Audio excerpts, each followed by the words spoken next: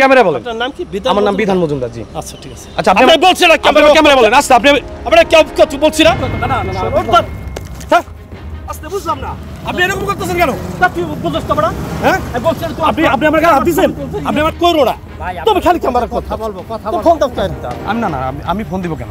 1 মাস যাবত চলাফেরা করতেছি প্রতিদিনই, শুক্রবার সহ প্রতিদিনই দেখতেছি রাস্তাটা এরকম। 2 দিন বা 3 দিন আগে পিচ ঢালাইটা দেওয়া হয়েছে, মেবি গতকালকে বৃষ্টিতেই সমস্যাটা হয়েছে। এক বৃষ্টিতেই যদি এই সমস্যা হয় তাহলে সামনে তো আরও বড় বৃষ্টি আছে, তখন কি হবে? আর মানটা অবশ্যই খারাপ, কাজের মান অবশ্যই খারাপ। ভালো কাজের আশা অবশ্যই করি, সবাই তো ভালো কাজের আশা করে।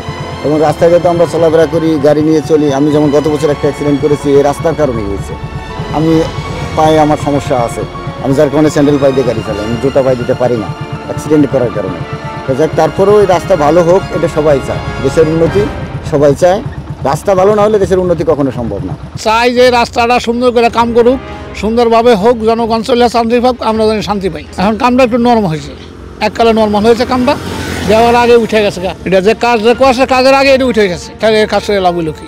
3 দিন যাবত হয়েছে, 3 দিনের যাবত এই রাস্তাঘাটে এখন খারাপ হয়েছে। এই যে জায়গা উঠতে হইতে বুঝলি, ওখানে এই করলে কি করলে তো এরা আগা সারা করে থুয়ে যাবো গা, হ্যাঁ তো আর এটা আমি খেয়াল করবো না। কারণ এটা যারা কন্ট্যাক্ট আনতে হারে এটা ভালো মন্দ হারাই বোঝে। আমরা গরিব মানুষ আমরা কি বুঝি না, আমরা কার কাছে আমরা সাধারণ মানুষ, আমরা ভ্যান চালায় খাই, আমরা তো আর আমরা কি করব? কারি আগের মতন সড়ক হয়ে গেছে।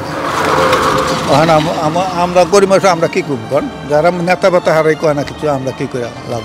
আমরা খোঁজ খবর নিয়ে যেটি জানতে পেরেছি এবং সরজমিন ঘুরে যেটি দেখলাম যে ওই রাস্তায়, যেটি খসপুর ট্যাকেরহাট পর্যন্ত হাইওয়ে রাস্তা, ওই রাস্তায় 50 লাখ টাকা বাজেট হয়েছে। এবং আমরা যেটি দেখছি যে 15 ml যেই সোলিং দেওয়ার কথা সেটি দিচ্ছে, কিন্তু গাড়ি গেলেই সেটি আবার উঠে যাচ্ছে। এবং আপনারা দেখছেন, নিজেরাও দেখছেন যে কি পরিমাণ কাজে অনিয়ম হচ্ছে, ঘাটতি হচ্ছে।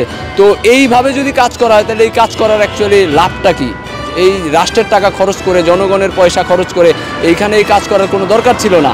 আগে যেরকম ছিল রাস্তা ওইভাবে হলেও ঠিক ছিল, শুধু কিছু কিছু জায়গায় গর্ত ছিল, গর্তগুলো পূরণ করলেই এনাফ। কিন্তু উপরে যে সোলিং দিছে এটা শুধু খামাখা দিছে।